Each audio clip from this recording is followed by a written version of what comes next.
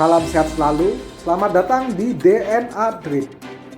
Pada video kali ini saya akan membahas mengenai penyakit kencing manis atau dikenal sebagai penyakit diabetes mellitus. Video ini ditujukan bagi masyarakat awam yang ingin mengenal mengenai penyakit kencing manis. Jadi sebisa mungkin saya akan menggunakan bahasa yang mudah dipahami. Baik, langsung kita mulai. Perkenalkan, nama saya Dr. Dedi Kristanto. Saya alumni FK Udayana Angkatan 2006.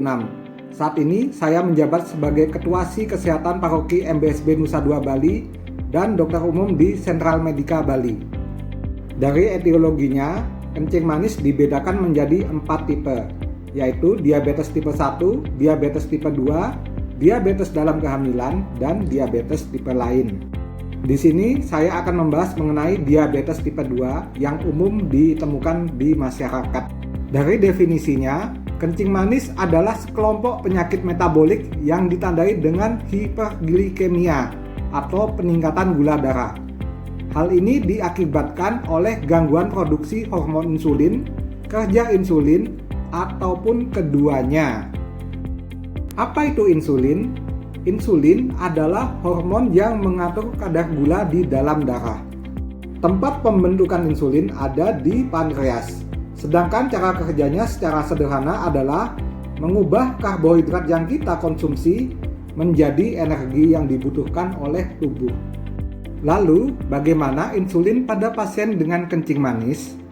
Pada pasien dengan kencing manis, terjadi gangguan cara kerja insulin atau kita sebut sebagai resistensi insulin dan gangguan produksi insulin. Saya jelaskan sedikit mengenai resistensi insulin ya teman-teman. Ini hanya sebagai contoh. Misal, pada kondisi tubuh normal atau sehat, kita membutuhkan 10 insulin untuk mengubah karbohidrat yang kita konsumsi menjadi energi. Namun, seiring dengan perjalanan waktu, apabila kita tidak cukup menjaga kesehatan sehingga terjadi gangguan metabolik seperti kolesterol tinggi, kegemukan, tensi tinggi, maka tubuh tidak hanya membutuhkan 10 insulin untuk mencapai kondisi normal.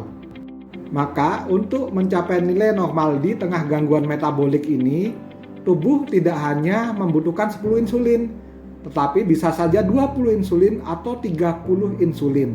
Akibatnya, pankreas terus berusaha untuk memproduksi insulin dalam jumlah banyak untuk mengkompensasi kebutuhan tubuh ini. Dan lama-kelamaan, produksi insulin di pankreas ini bisa terganggu atau bahkan tidak bisa memproduksi sama sekali. Berikut perjalanan alamiah pasien dengan kencing manis. Pada kondisi pertama, pasien tentu saja dalam keadaan normal atau sehat. Karena faktor metabolik yang buruk seperti kegemukan, kolesterol tinggi, pasien ini masuk ke dalam fase prediabetes. Apabila pasien dengan prediabetes ini tidak ditangani, maka pasien tersebut akan mengidap diabetes.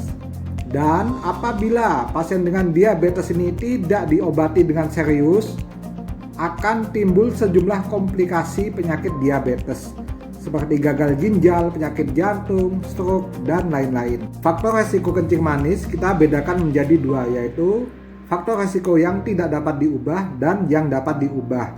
Faktor resiko yang tidak dapat diubah contohnya adalah ras atau etnis, di mana sesuai data kita mengetahui bahwa ras Amerika, Afrika, dan Hispania lebih banyak terkena kencing manis. Adanya riwayat keluarga yang terkena kencing manis, usia di atas 40 tahun, dan riwayat melahirkan bayi dengan berat badan di atas 4 kilo. Sedangkan faktor resiko yang dapat diubah antara lain berat badan yang berlebihan, kurangnya aktivitas fisik, penyakit darah tinggi, dan diet yang tidak sehat. Selanjutnya kita akan mengenal gejala klasik atau yang paling khas dari pasien dengan kencing manis. Gejala ini sangat khas pada pasien dengan kencing manis, yaitu polidipsi, yaitu banyak minum, poliuri, yaitu banyak buang air kecil, polifagi, banyak makan, dan penurunan berat badan.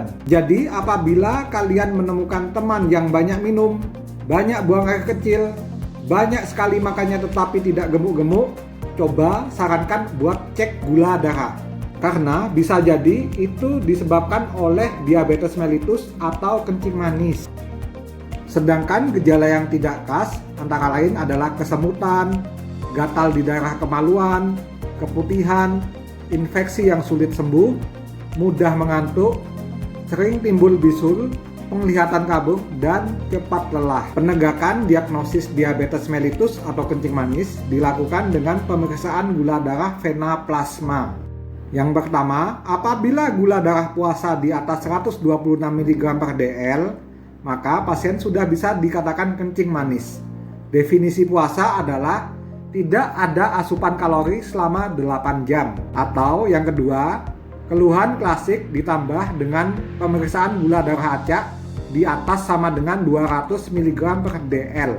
Atau yang ketiga, kadar gula darah 2 jam setelah tes toleransi glukosa oral di atas sama dengan 200 mg per dl. Yang keempat, apabila kadar HbA1c atau A1c di atas sama dengan 6,5%. Apabila pasien sudah memenuhi satu kriteria saja dari diagnosis di atas, maka pasien tersebut sudah bisa dikatakan mengidap penyakit kencing manis. Sedangkan untuk kriteria prediabetes dibedakan menjadi dua, yaitu toleransi glukosa terganggu dan gula darah puasa terganggu. Toleransi glukosa terganggu apabila gula darah plasma 2 jam setelah beban antara 140 sampai 199 mg per dl. Sedangkan gula darah puasa dalam batas normal. Gula darah puasa terganggu apabila gula darah puasa antara 100 sampai dengan 125 mg per dl. Sedangkan gula darah 2 jam setelah beban di bawah 140. Kondisi prediabetes ini ditangani dengan perubahan gaya hidup sehat, sehingga pasien tidak jatuh pada kondisi diabetes. Sebagai kesimpulan, kencing manis adalah sekelompok penyakit metabolik yang ditandai dengan hiperglikemia atau peningkatan gula darah. Hal ini disebabkan karena gangguan produksi dan atau kerja insulin. Gejala klasik dari kencing manis antara lain adalah banyak makan, banyak minum, banyak buang air kecil, dan badan kurus. Perjalanan alaminya ada 4, yaitu normal, prediabetes, diabetes, dan komplikasi. Diagnosis dengan ditemukan gejala klasik dan pemeriksaan gula darah plasma vena. Bagi sahabat yang ingin konsultasi lebih lanjut, bisa datang ke Klinik Sentral Medika Bali Pecatu. Alamat Google Map Sentral Medika Bali Pecatu atau melihat di website www.sentralmedikabali.com. Baik sahabat DNA, sampai di sini penjelasan saya mengenai kencing manis atau diabetes mellitus. Pada bagian kedua nanti, kita akan mempelajari bagaimana penanganan pasien dengan kencing manis. Sampai bertemu kembali di materi selanjutnya. Salam sehat selalu teman-teman. Bye. All you need to know is that we're